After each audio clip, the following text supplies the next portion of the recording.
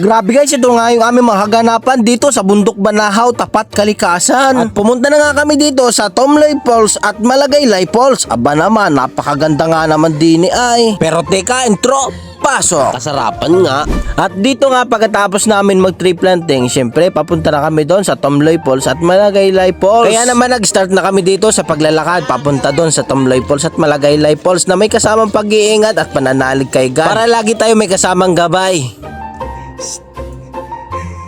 Yano ka, may kakulitan nga ari ay. At habang naglalakad-lakad nga kami ay nadaanan namin itong Alitao River na napakalinis talaga at napakalinaw na tubig. Ito na yung Alitao River dito sa Bundok Banahaw. At ito nga palang tubig dito sa Alitao River ay naiinom na. Kaya naman po talaga itong lugar na ito ay sagrado at talagang pinoprotektahan. Hindi ka po pala talaga makakapunta dito pag wala kang permit na nakukunin. At pagkadaan nga namin dyan sa Alitao River ay habang naglalakad-lakad kami at tanaw na nga namin dito yung falls na aming kauna-unahan pupuntahan. Kaya naman nung napalapit na kami dito sa falls, abad talaga namang napakaganda nga naman. Ay napakalinis ng tubig at napakalamig talaga. Ito dapat talaga yung ating pinoprotektahan at iaalagaan. At dito po kasi nakuha ang bayan ng Tayabas na mga tubig na inumin. At hindi lang din po mismong Tayabas ang nakikinabang sa mga tubig dito, kapati na rin po yung mga kalapit bayan. Kaya naman po maraming tumututol dito sa pagtatayo ng windmill. Kasi lubos po itong iniingatan ang lungsod ng Tayabas. Pati na rin po ang mga kalapit bayan. Ops, teka. Shout out muna tayo. Shoutout nga pala sa Team Red Rex ay napaka-idol ko nga pala ito ay. Abay, anong gagaling din manghuli ng isda. At sa pundong ito nga ay lumiba na kami dito sa Daang Kahoy papunta dun sa kabilang falls. Kasi naman sa tatlong sunod-sunod itong falls na napakagaganda. At pagkatawid nga namin dun sa kabilang falls, aba naman ay nabungadan agad namin itong isa pang falls na napakaganda rin. At pagtingin ko nga dun sa ibabaw ay mayroon pang isang falls. Oh, aba ay napakaganda nga rin ay.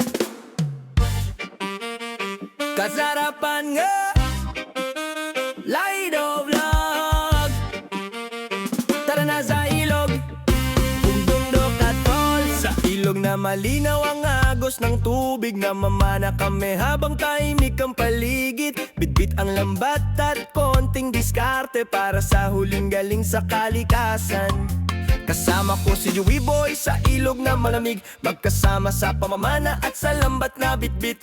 Sa bawat huli saya ang nadarama, simple lang ang buhay pero panalo talaga. Sa bundok at falls kami naglalakbay. Ops, teka. Napulis tourist na nga po ang phone ni Pasaway na Mundaw. Aba ay nagdidelete ng kaunting video ay.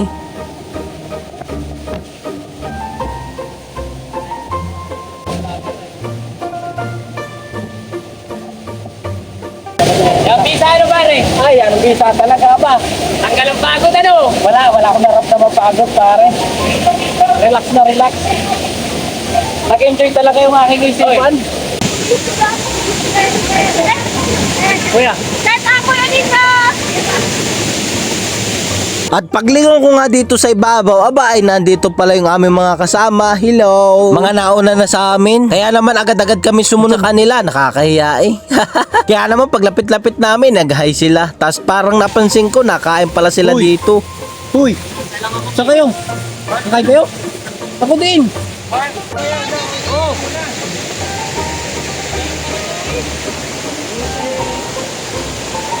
At pagkatapos nga nila kumain, ay agad-agad naman kami pumunta doon. Meron pa kami kasing isang pupuntahang falls. Bali, 4 na falls nga pala itong aming pupuntahan. Napuntahan na nga namin ng 3, kaya ay isa na lang. Napakahirap nga pala dito ng daan. May mga bangin at may mga tarik at may mga ganitong lusutin. Kaya naman doble ingat kami kasi malayo to sa karsada at nasa kabundukan kami. Pero hindi namin ramdam ang hirap bagay ganito ang aming mga pinupuntahan. Napakagagandang falls at napakagagandang nature. Kumbaga natatanggal ang stress mo sa iyong isipan, nare-relax at nag-i-enjoy ang iyong isip.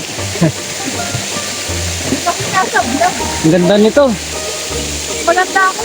Aba ay napakaganda nga naman pala ay taas. Wow, suwabe. Napakalamig ng tubig dito guys. Kaya naman protektado itong mga lugar dito sa Bundok Banahaw. Kaya kung naiisipan mo pumunta dito, kailangan mo pa talaga ng maraming permit.